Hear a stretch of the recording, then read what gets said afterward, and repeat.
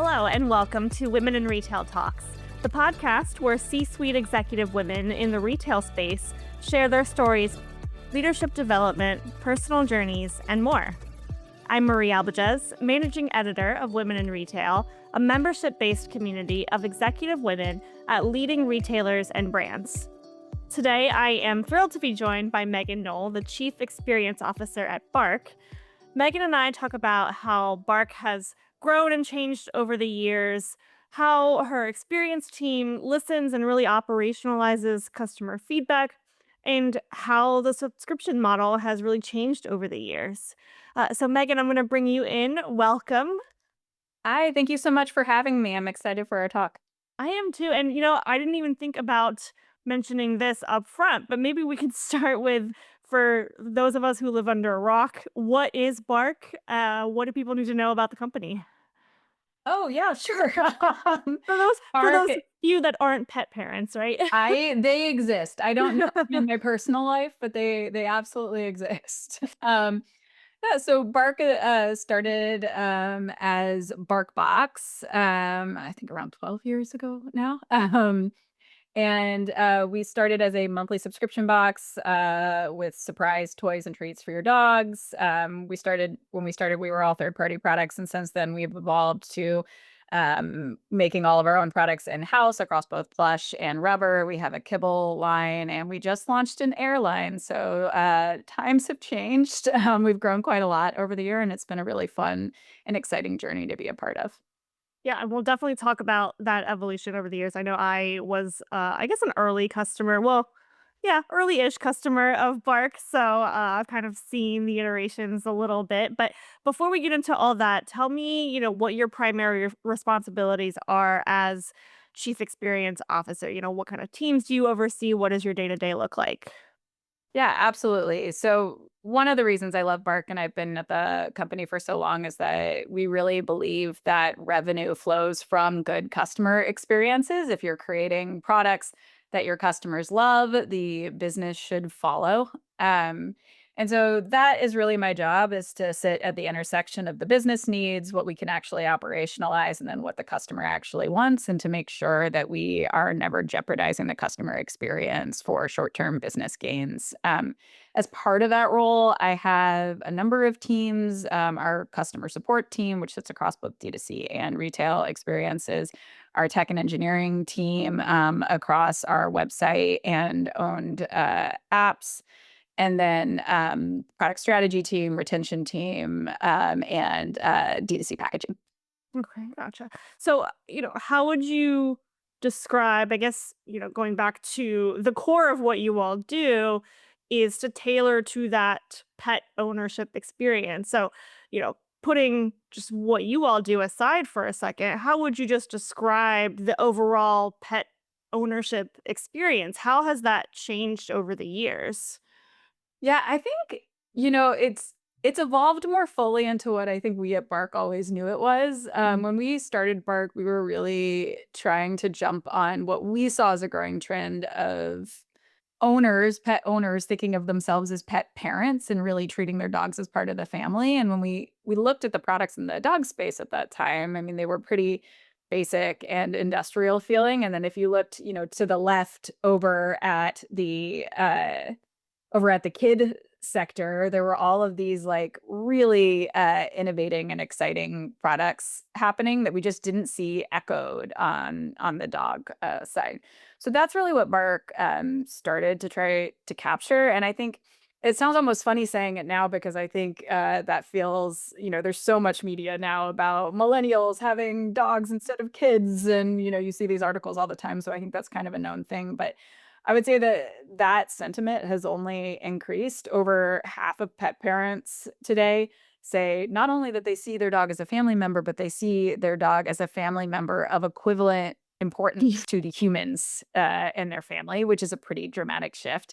And I think as part of that, they want products that help their dogs not just live, a healthy life, but live, a full life. They want their dogs to thrive. And so there's this increase and focus on wellness and rich experiences and, all of the things that you'd want the humans in your life to experience, and bringing that for the dogs.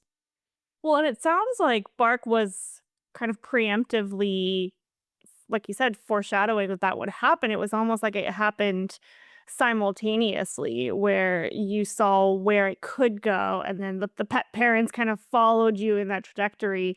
And there was this parallel line to where we are now, which is yes, my dog is my family, my dog is my whole world, and I'm going to give him the best, whether that's toys or food Yeah. or wellness. Yeah, I'd love to say we were lucky, but I think it came from, like, a really authentic place. Bark Mhm. was founded by a bunch of crazy dog people, and this day is a company of crazy dog people. So I think it was really an intuitive answering of how, the founders felt about their dogs and feeling like the market wasn't meeting that need, and, thankfully, they were not alone, as we've learned now. Right. And so you joined within what, 3 years of Bark's inception? Is Yeah, that right? 2015. Yeah. So, you spoke for us at the Women in Retail Leadership Summit back in April, and I think I heard you say that 14. You now ship 14 million boxes a year just in your D2C channel.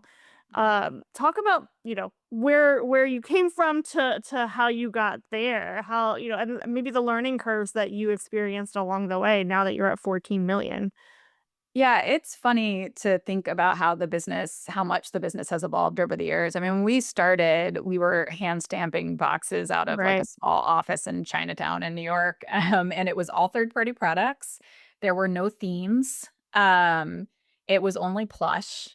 And so to think, where we are now, I think most customers who come to us now would say that we're known for our themes. Our incredible design team produces over 1,000 SKUs a year so that we can bring these like delightful storytelling moments to life every single month. And like we had none of that functionality when we started. So I think the thing that has stayed the same through all of the evolution is the fact that we really cared about the customer experience and listened to the customers. And so while a lot has changed, I was trying to think a little bit about how the company has evolved, knowing that we were going to talk today, and it feels it feels slower and more natural than I think it would look from the outside because I think there's always been this through line of our customers driving us and telling us what they need and like pushing us to bigger and greater experiences, and then the company responding.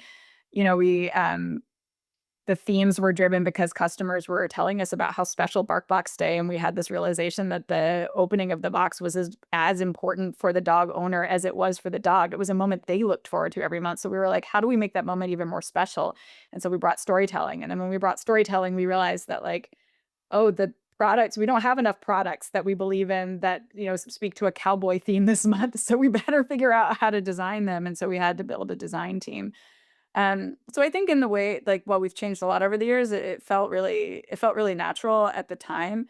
I think the big shift was how do you like operationalize scaling all of those new teams, and the key for us was, we started as kind of a scrappy team of generalists. So knowing when to bring on experts and Mm, go to specialists at the right time, like not too soon in our evolution, but at the right time to help us drive really deeper into industrial design, into scaling our fulfillment and warehousing operations. When it was time to go into retail, making sure we had expertise there. So those were some of like the big, really key inflection points to making sure it all worked, I think, is, mhm. making sure we had the right people to see the vision through. You gave a great example at the summit about, how you're not just collecting that customer feedback, but you're, implementing it and then making those changes. And I'd love for you to maybe give us an example or two of what that looks like practically. Yeah, absolutely. I think it's one of the funniest things for me is how many I challenge you to find a company that isn't collecting some sort of customer feedback Right. tape. Everybody has some mechanism to collect customer feedback. Everybody kind of knows instinctively that's important. So few people actually sit down and look at it every month. Right. It's wild. And then you're not really listening. Like you can say you collected customer feedback, but if you're not sitting down and talking about it every month, then you're not really listening. So one of the things that we do that I think is surprising to people is our toy design team does not see sales data. We have Mhm. a merchandising team that looks at sales data, but our toy design team sees product scores and customer feedback, and they they work off of that first. And that sometimes leads to really interesting insights that have driven some of like what I would consider our signature products. One that, yeah, one that I love to talk about actually.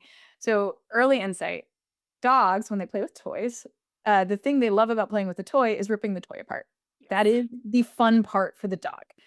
But as somebody who just spent a bunch of money buying a dog toy, what do dog owners hate? They hate to see the toy ripped apart because Right. why did I just spend all of that money? Right. You might as well hand them a $10 bill. Absolutely. So it's, there's this immediate tension between the dog owner needs to know that they're getting value out of their purchase by seeing the toy last, but the dog needs to enjoy the toy by destroying it. How do you like where do you sit in the middle of Right. those two tensions? So that was one of the early pieces of feedback that we're hearing, and I can't take credit for this. This was our brilliant design team, but one of the ways we answered that was our rip and reveal line. So we have these toys where instead of stuffing it with plush, they said, "What if we stuffed it with another toy?" So you rip that toy open, inside there's another toy. The dog gets the fun Hmm. of, ripping that open, but there's, like, a very visible indicator of value for the Right. dog parent, and it lets us evolve storytelling in a really interesting way. So one of my favorite examples is we had this Kraken toy, and you ripped it open, and inside there was a little Viking that the Kraken had, eaten. So there's these, like, natural jokes you can make. That Hmm. went, like, one step further with our Super Churro line where the destruction is even you have people coming in and saying, like, "I give my dog a tractor tire every year for Christmas." So, durability is even more important for that group. So we have our hardcore line with Super Churro, which is this tough plush outer that they can rip apart, and because we do rubber toys in the Super Churro line, then we can even add more play styles. So sometimes the middle of it becomes a squeaky ball or a treat dispenser toy, so you not only get a second toy, you also get this new style, like, unlocked for the dog and their human, which I think is really special. Yeah. And correct me if I'm wrong, but I feel like you played a big part in developing that Super Chewer line. And like you said, it's one of Bark's top performing products now. It's certainly one that my 65-pound pit mix has used frequently. So I'm curious what you learned from that experience, building that differentiated product in that space. Yeah, Super True is my baby. It started as just, like, a little thing off the cancel flow where we were like, "Oh, we know some good producers who make rubber toys." It wasn't even our own toys, so if someone was canceling because the box wasn't tough enough, we would say, like, "Hey, we can curate this Mm, box of other products for you." So there were, like, a couple thousand people, but it didn't have a brand name. We weren't designing the toys in-house. gotcha. And that's when I took it on. I got to build our industrial design team up for scratch. It led to a whole new evolution in terms of safety. I think one of the biggest learnings we had was like I think when we started Super Tour, we had a bit of a chip on our shoulder. We were like, we've built this great plush line, so we know what these dogs want. Like we know how to do this.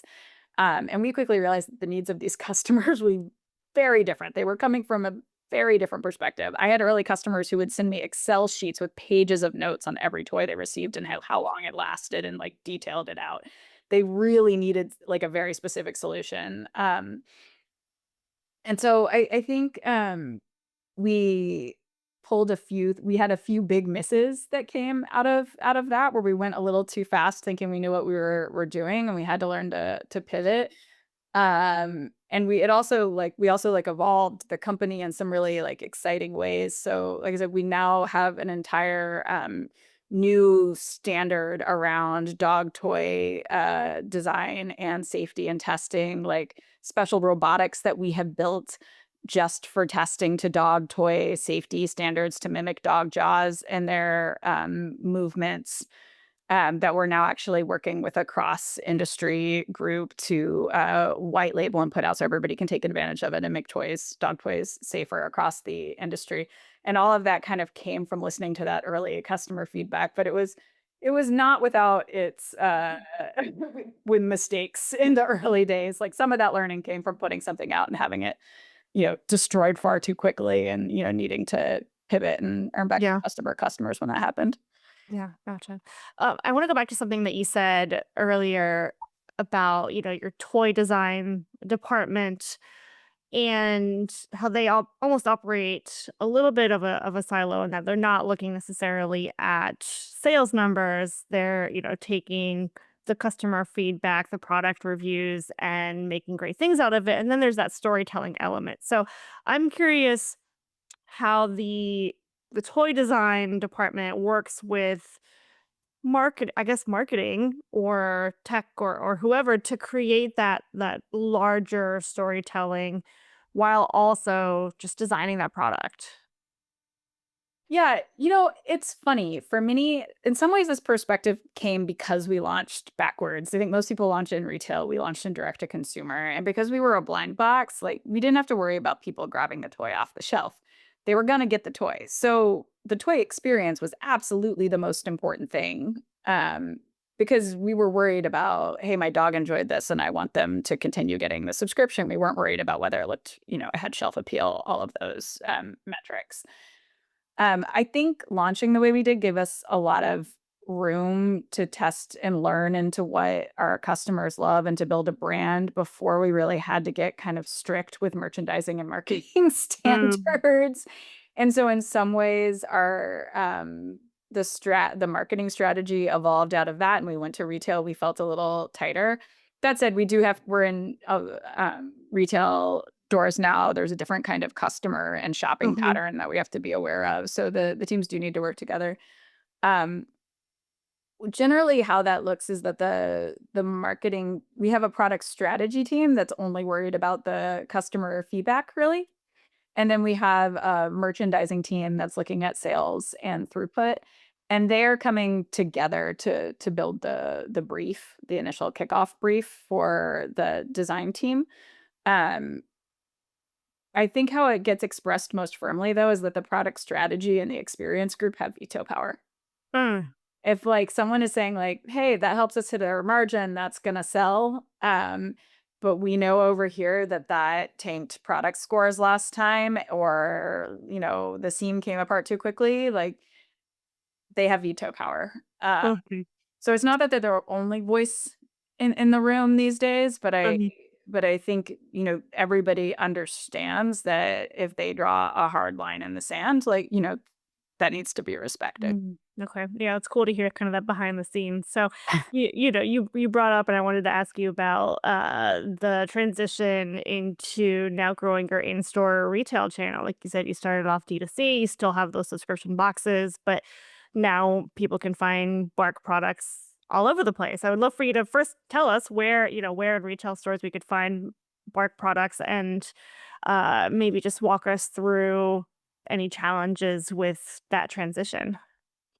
Yeah, so now we're in 40,000 retail doors, Nice. US and international, as well as Amazon and Chewy, mostly across mass and pet specialty, but not exclusively. I won't name every single retailer because there's a lot, which is a really exciting thing for me to be able to say. I hope we're anywhere you want to buy dog toys. I hope there's a Bark display, and we're getting closer to that being true. Um, the Yeah, in terms of how we launched retail, it's funny to talk about because I think we did everything wrong and backwards. Like, if there was a playbook you're supposed to do for launching a dog product in retail, we did the opposite. We had already established a brand on direct to consumer, and we were known for our storytelling, our irreverence, being kinda, like, quirky and, speaking to that millennial dog owner at the time. Now it's evolved a bit. And it was really important to us to find a retailer who was willing to tell that story with us and do something kind of special with the display, which was not everybody at first because we had credibility on D2C. We didn't have credibility in retail yet. And so some people saw the vision and some people didn't.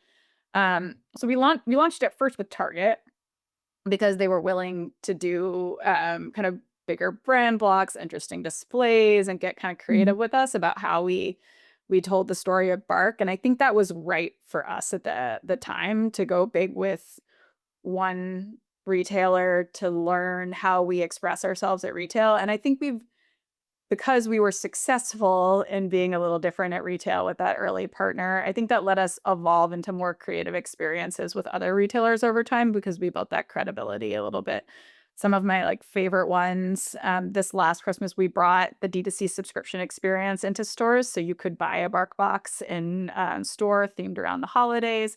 That would have been a hard sell because what are you looking at on shelf years ago? But I think it was a really special and giftable moment for people. We had a very cool advent calendar at Costco, if anyone was lucky enough to get it before it sold out, with full dog toys, like a huge display that you could put up for the holidays with full dog toys, not just little treats, inside that I think, it's hard to convince people, and I guess less so with Costco, but for most retailers, it's hard to convince people to give you, that big of a product on shelf. I Right. think we were able to do something really special there because we had proven that we're able to bring those stories to life. So, yeah, I think it was the right path for us. It, brought us into like a really strong, and interesting place now with all of our retail, partners. But, yeah, it was a backwards way to launch a retail for sure. Well, and you had to have that D2C presence that was, I would say, really well known already up to that point in order to convince, the people at Target to allow you to have such a display Absolutely. and work with them, right? You established kind of the basis of everything you needed to in order to make that jump, which is really cool. Absolutely. We knew we were bringing, a loyal group to retail. Right. It was really fun to watch in the early days. We have all these Facebook groups when talk about listening to your customers. Our customers are, can be obsessed in the best possible way. There's a black market for some of our limited edition toys on eBay for dog toys. I'm crazy about my dog and I love, Bark products, but even I'm like, guys, that's nuts to be selling, a 4-year-old dog toy on eBay. Um, so we have all of these like BarkBox fan groups where people will buy, sell, and swap every month if they got one that wasn't right for their dog or if they really liked a particular theme. Um, and what we found out is that those customers were like, they wanted to get the box and then they wanted to go to retail and complete the collection. They were sending each other like Kmart has this, or TJ Maxx has this toy, Target has this toy, Walmart has this toy. And they were like, making sure they saw everything we launched each month. So that was really special, and helped us. I think it's easy to just be like, this is going to cannibalize. And of course, there's always some of that between direct to consumer and retail when you're going omni-channel. Like it'd be silly to think there isn't any cannibalization happening. But we saw there was, if we played like kind of the windowing and release strategy correctly, there was also a lot of ability to have people shop across multiple channels and like to want to be with us as we grew in all of those areas. So that was a fun early learning and thing to see. You know, so how would you describe kind of the state of the subscription retail market today? Yeah, I think when we launched, it was the heyday of subscriptions, right? Mhm. Everybody was doing Blue Apron, like all of these kind of surprise boxes and subscription experiences were coming out. And then I think it died off a little bit and everyone was like, yeah, subscription, it was a fad. It's gonna go away. It hasn't gone away. Subscriptions have grown. I think it's both because it's a lot of convenience for the customer, right? If you want something every month, why not set it up, especially if there's value associated with that in the form of a discount. It's also a really good business model for businesses. So businesses aren't going to turn away from subscription at this point on direct to consumer because if you can get that recurring revenue locked in, that's a really incredible model. Um, what I think has changed is what consumers expect out of a subscription experience. I think Yep. customers are a lot savvier about subscriptions and subscription management these days. They know that they are giving you value by opting into that recurring revenue, so they expect value in return. So you better have loyalty perks, free trial boxes, or we don't do that at Bark, but that doesn't mean we don't get asked about it. Those are often in demand, showing discounts, which we do at Bark, in exchange for opting into longer commitments. All of this is really important. The other thing that I think is really important is customization, which you've done at Bark from the beginning, thankfully. But people want to know that they can shift easily if something's not working out and really tailor it to their needs. And then when you're not meeting the bar on either of those things, I think people are a lot savvier about how to cancel these days.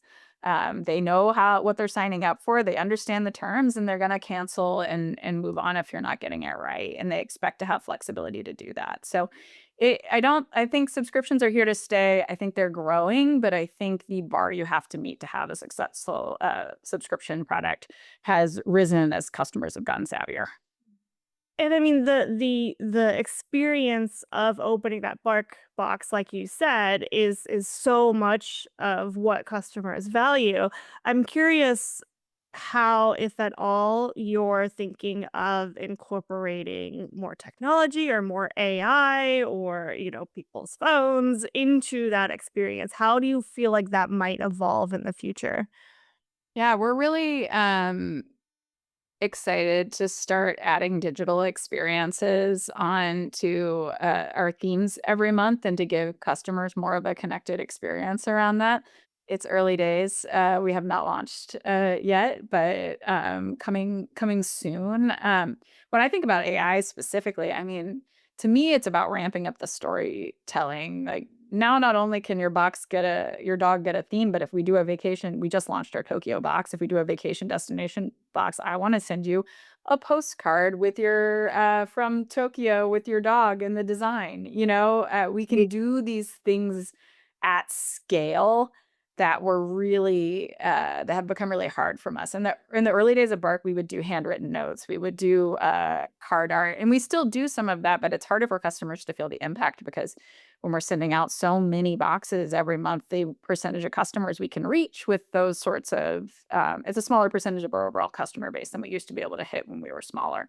So AI bringing back kind of the idea that we can do some of these fun storytelling or like deeper moments for all of our customers, I think that's really exciting for me.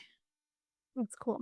Okay, so in the last few minutes that we have, I want to shift a little bit to asking about you as a leader and how you lead your team. So the question that I have is, you know, uh, you're constantly innovating and developing new ideas. How are you empowering and encouraging your team to continually innovate when there's so much else going on? Yeah, I think two things come to mind. The first is creating space, and the second one is being a challenger. For creating space, the day-to-day business has like as you said, has a lot going on. There are a lot of important things to consider every day. There are always fires that you could jump on. It's hard when to create time for bigger thinking and bigger themes. Because nobody is sitting there being like deadline on new ideas, Mhm. you know? Right. So I think an important thing for me is one, making sure all of my leaders have their teams set up correctly, like they have good people to delegate to so that they have the mental space to think about not this year, but next year. Like everyone on the director level above, I want thinking about the next 5 years. Like I need their team to be able to manage this year. And so some of that is like a structural concern. Some of that is setting goals. So me as a leader holding them accountable to we are going to talk about this consistently. We're going to talk about the future as much as we talk about current, and I'm going to keep the urgency up. The day to day, like I don't need to keep urgency up there. They see the numbers, like the urgency exists. I need to keep urgency on the longer term picture. And then I think for the wider team, not just my leaders, creating deliberate moments, hackathons, brainstorming sessions, like days where they actually get to be off work, just like thinking about like 10%, like what's the next big design? What's the next big thing? What are we interested in? Um, and then in terms of being a challenger, I think this is a Bark thing, but I think a lot of companies feel this. One of our strengths is how many tenured employees we have.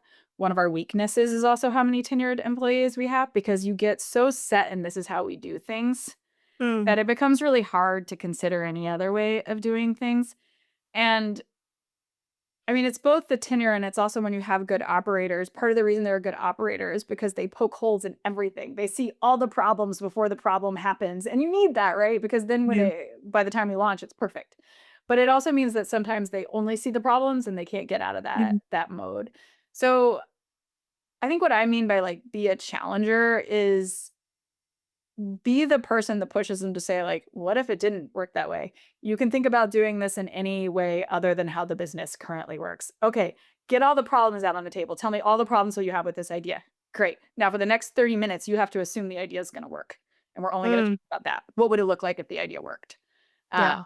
and half the time you end that conversation with them having like 5 new ideas, even if it wasn't the original idea, because they just weren't giving themselves the headspace to like think about the like crazy idea because they're so used to what works and how we do things. So I think it's important as the leader to be that person who can step away a little bit from the norm and be the outside challenger. Someone at the summit actually said this, that the one of the most dangerous things is the pull of the internal, that there's this gravitational pull at any big company to like, this is how we do things, this is our Right. norm, and you need to figure out how to balance that with the external, like the stuff that has nothing to do with your little internal business ecosystem, that customer voice who can often be your challenger, you know?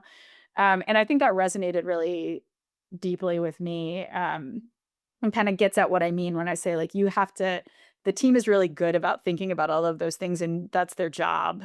And so you need to give them permission to do not their job and to be the crazy person and to think about how things could change. Right, it's like you need to be that one person that pushes back when someone says, "Well, this is how we've always done it. This is what we did last year. This is what we'll do again this year." And it's like, "Well, hold on. What if we did it this other way?" And a safe space. The number of times when Mm. someone's told me, like, okay, but it might fail. And I say, cool. Officially, if it fails, it's my fault. Go do it. Like, I got you. I will take all Yep. the heat if it fails. Like, sometimes people just need that psychological safety to go take that risk.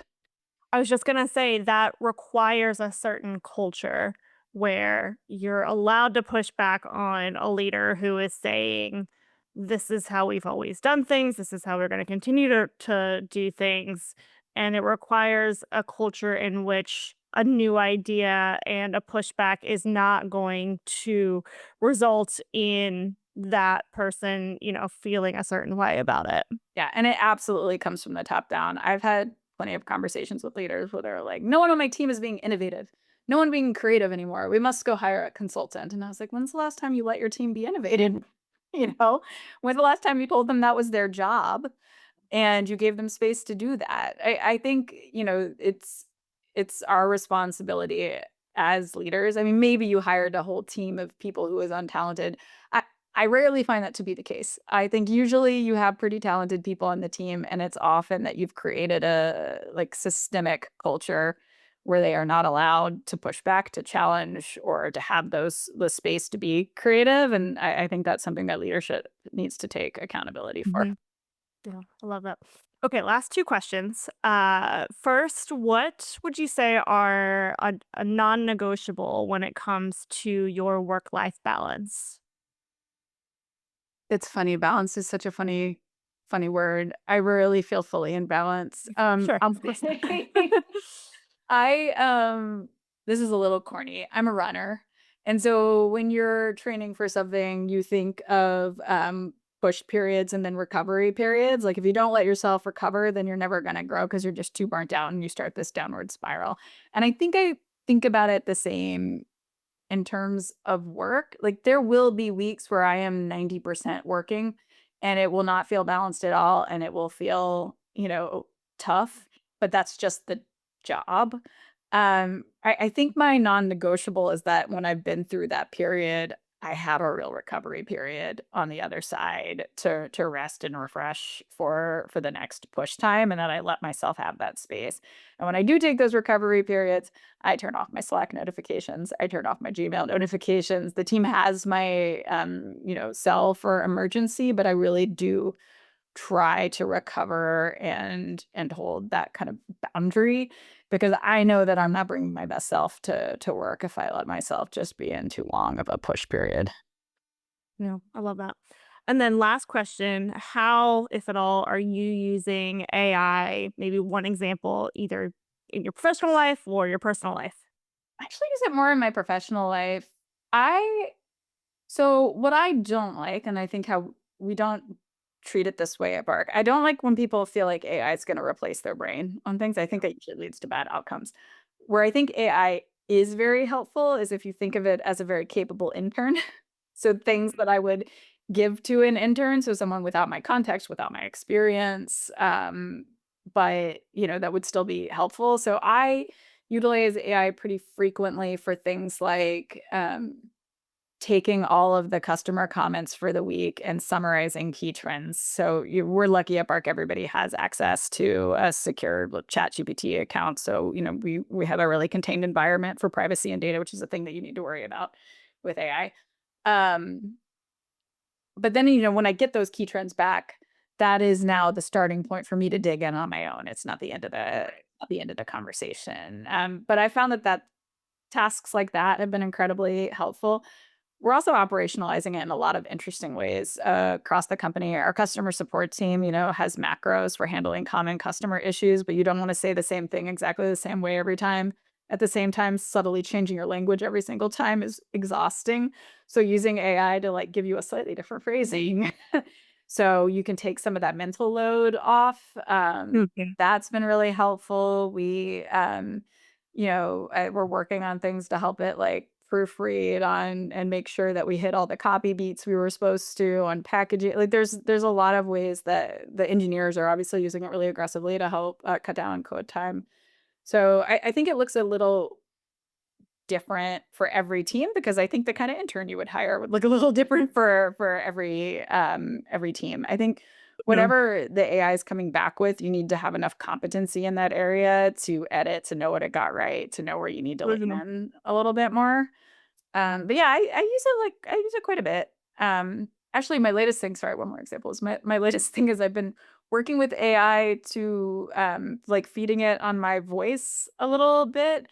And then if I'm trying to organize my thoughts around a big initiative and I don't really have clarity yet, I will just hit the microphone and I'll monologue for a while. Okay. And then I'll ask AI in my voice to summarize it back to me. And I Okay. found that it does a pretty good job at, kind of pulling out key trends of what I'm saying and giving me the bullet point version, which can help tighten my thinking, a little Love bit. that. That's really cool. Oh, I can't let you go without talking about the fact that Bark launched an airline. Tell me about that. Yeah, Bark Air has been when I started in 2015, I interviewed with the founders, and they told me the dream someday was to launch a dog airline. Okay. It has been a dream, for a really long time, and maybe that seems funny for a dog toy company, but I think the vision for Bark has always been to be a dog company, to be a place that makes it better for dogs to live in all aspects of your life. And airlines are just an area travel with your dog is just an area that's, incredibly far behind. I mean, I have dogs that are over 50 pounds, so that means I really can't do anything other than driving in a car with them unless I wanna load them into cargo, which means they're left out of a lot of, significant moments in my life, and I think there are a lot of people, myself included, who just don't. I mean, of course, sometimes you're in a situation where you have to, so this isn't a judgment statement, but, many of us don't feel comfortable putting our dogs, in cargo. So I think the demand and excitement has around it since launch has proven that a lot of people feel that way. I think it's been a Mhm. really exciting journey. It's absolutely the fulfillment of a dream that the founders have had for a very long time. Eventually, the goal is we want it to be accessible for everybody and all dog owners, and it's not yet. The price Mhm. point I think is still a little high, but we're expanding offerings rapidly, and I'm really excited to see where it goes. Very cool. Well, listen, Megan, it was great talking with you and learning more about Bark. Thank you so much for coming on. Thank you so much for having me.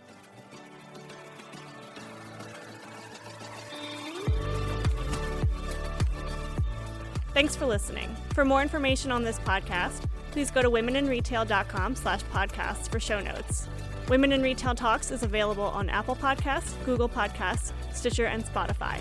Make sure to subscribe on our podcast channel page as well. If you've enjoyed this episode, please take a few moments to rate and review our show. Lastly, if you're a female retail leader interested in joining our community at Women in Retail Leadership Circle, visit womeninretail.com/apply.